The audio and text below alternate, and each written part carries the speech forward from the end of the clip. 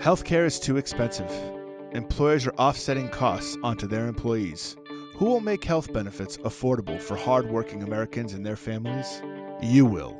This is the Empowering Plans Podcast, a show dedicated to helping you once again emphasize the benefit in benefit plan.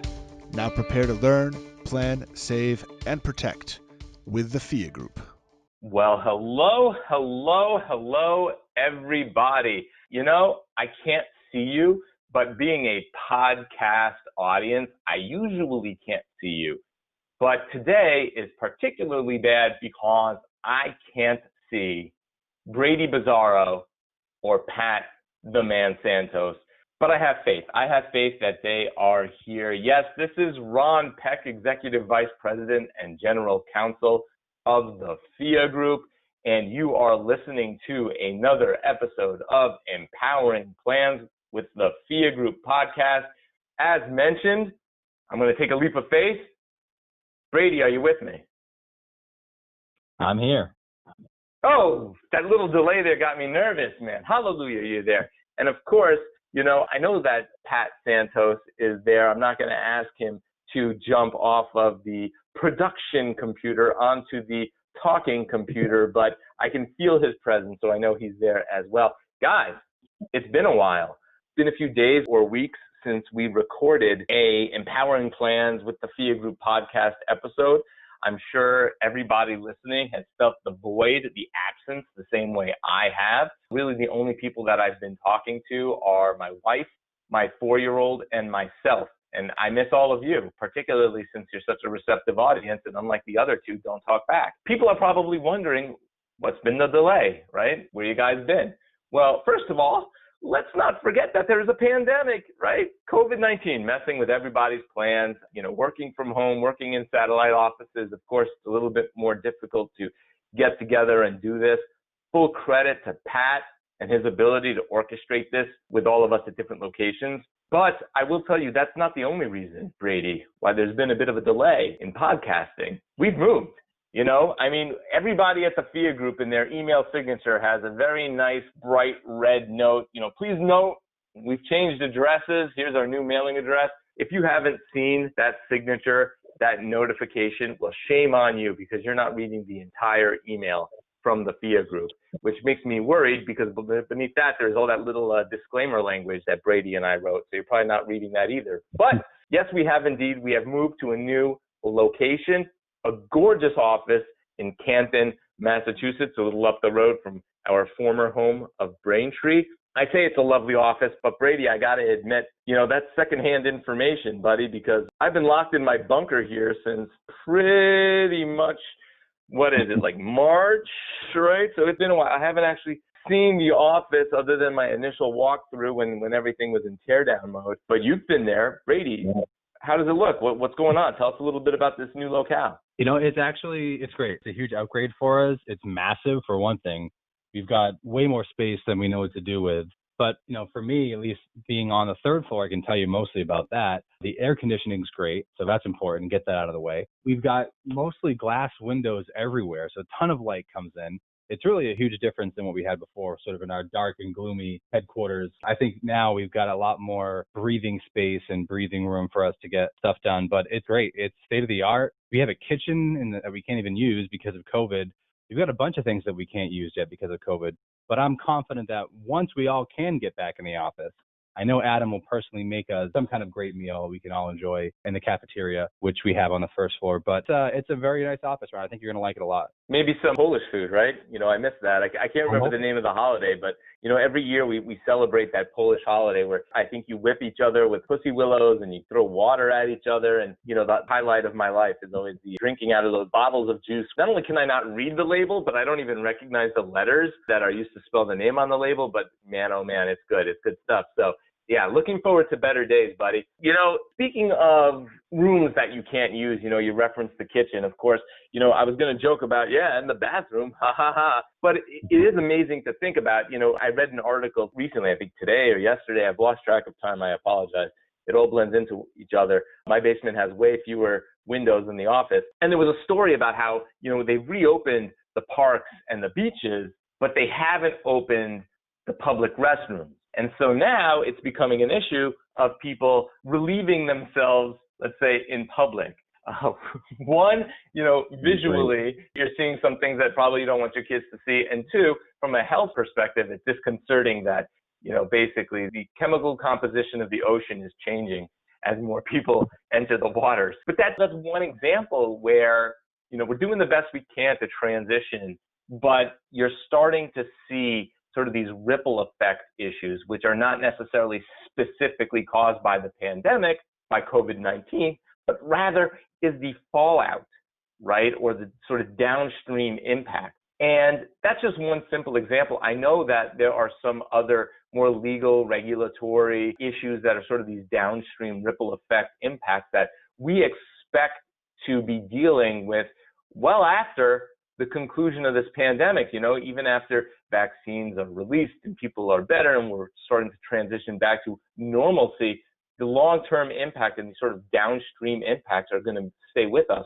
We're actually going to be doing a webinar in a couple weeks. Keep your eyes out on the social media and your emails and invitations. But Brady, I know that there were some sort of key issues that we'll be talking about in greater detail with the webinar that you wanted to touch upon today. Yeah, absolutely. So you mentioned, Ron, the sort of new normal. That's a phrase that's quite quickly becoming overused. But as we've gone through this pandemic, I feel like life still has gone on, and life has still gone on in the court system and the federal government.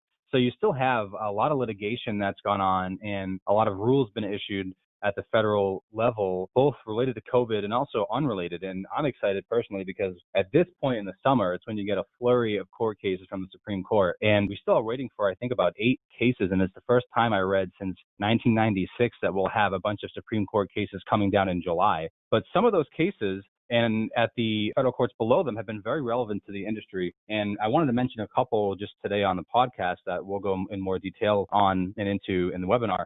But one of them has to do with hospital price transparency. I know this got a lot of attention on social media. At least the industry hawks that I follow were tweeting about it and posting to their LinkedIn's about it. But basically, I'll give a 30,000 foot overview. And again, we'll go in more detail on the webinar. But you'll remember that a couple of years ago, or actually it was last January, it feels like a couple of years ago, the administration had put forth a rule that required hospitals to put their charge masters online in a, quote, machine readable format. And that rule got a lot of pushback from all sides of the aisle, especially from those in the cost containment industry, because as we pointed out, the charge master, of course, isn't the final price that a consumer pays, for one, and it's really hard to read. And it was really hard to find the information on hospital websites.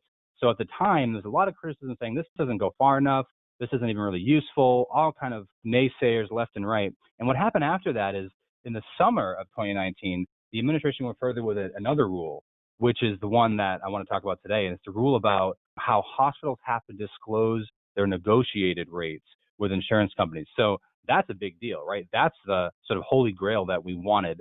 And that was a rule that passed last summer and was immediately appealed, or rather immediately the government was sued by the American Hospital Association.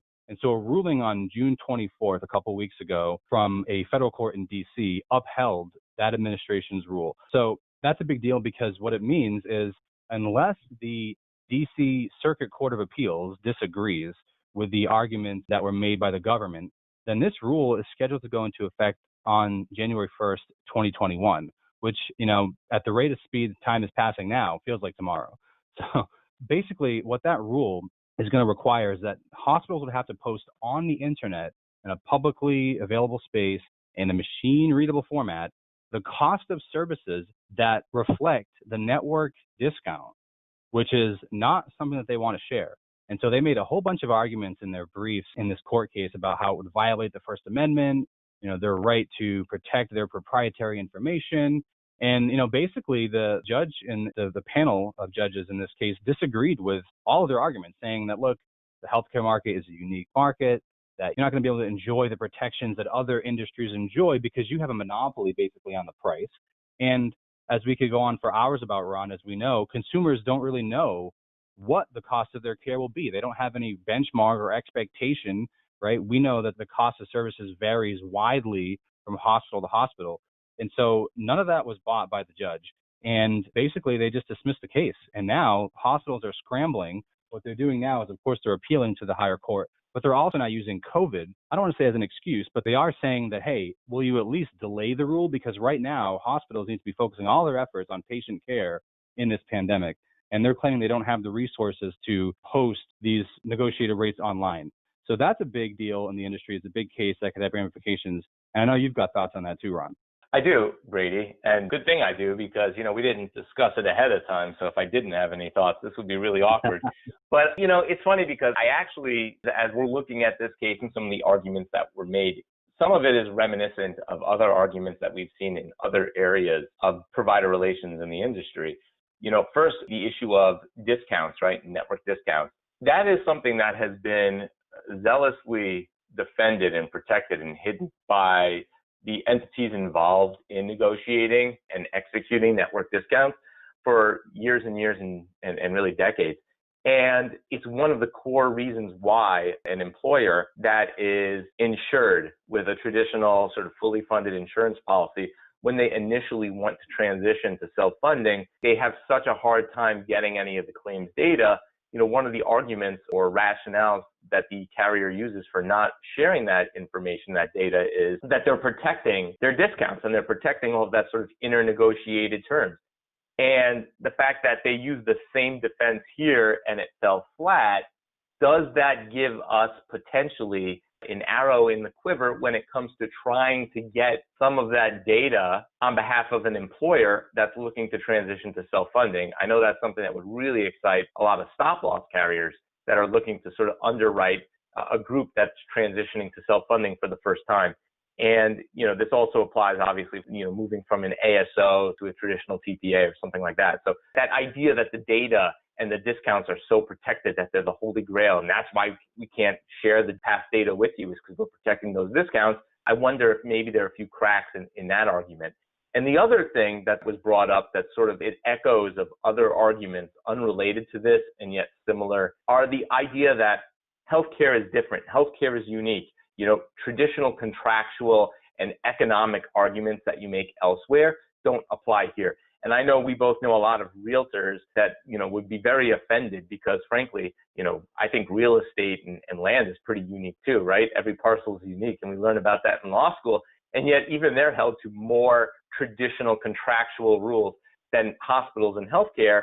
And the fact that, again, those arguments are falling flat, I wonder if when we're arguing on behalf of a benefit plan or arguing on behalf of a plan participant, a patient, that, this person never saw a contract. This person, they felt their life was on the line, so they couldn't really debate or argue the terms, right? So we have that contract of adhesion, right? There was no meeting of the minds on the price.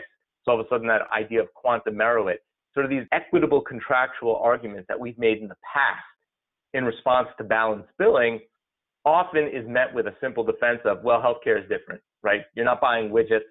You're not negotiating the price of a car or a home. This is healthcare and it's different. And that's just it. Healthcare is different, the end. As that argument starts to lose some of its strength elsewhere, I wonder if it would also lose its strength here as well. And so that's something to keep an eye on. Yeah, I think this has tremendous potential to be a huge deal if this rule, in fact, does go into place. Because if you think about, one of the things that these hospital groups might be right on in terms of the burden they may face in having to post these contracts. I mean, hospitals could have more than 100 contracts, hundreds potentially, depending on how large the hospital is, with all kinds of different insurers. And then even within one insurer, there could be multiple contracts to account for different product lines. So the amount of data that could come out of this potentially is huge. And it would provide a benchmark, right? It would provide a basis for better negotiations, which of course is not what the hospitals acknowledge. They say it'll stifle competition somehow. I don't see how that's the case when you would know all the prices up front. But they even, looking further, and again, I don't want to go into too much detail other than to say that you'd also have to post the amount the hospital is willing to accept in cash from a patient. That's also a big deal.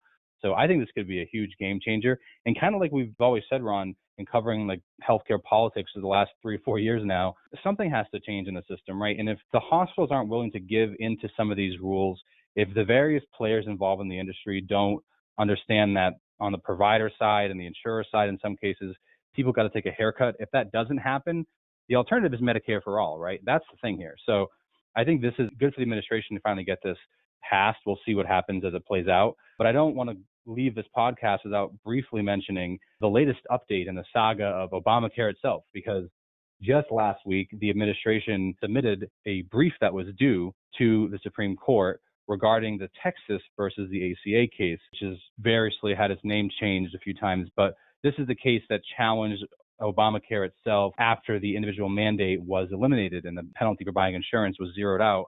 You'll remember that going on 2 years now since Texas and a bunch of other Republican-leaning states filed suit against the federal government saying that the Affordable Care Act has to fall. And the DOJ itself, Department of Justice itself, was not defending the law.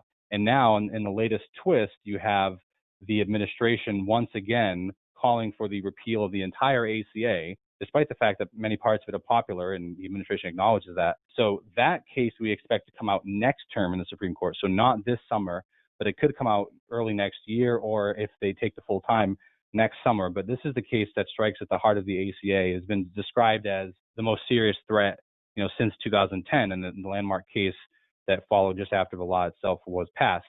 So we'll be watching to see how that develops. Nothing really in terms of arguments has changed. It's the same position that, look, if one part of this law, the individual mandate, was so important that the whole thing has to go. It's just that it's getting a lot of headlines now because of the fact that, of course, you've got a brewing pandemic and many millions of people who would stand to lose coverage if this law is in fact struck down. So that would also be a game changer for our industry. It would give us a lot more work to do, Ron, I'm sure.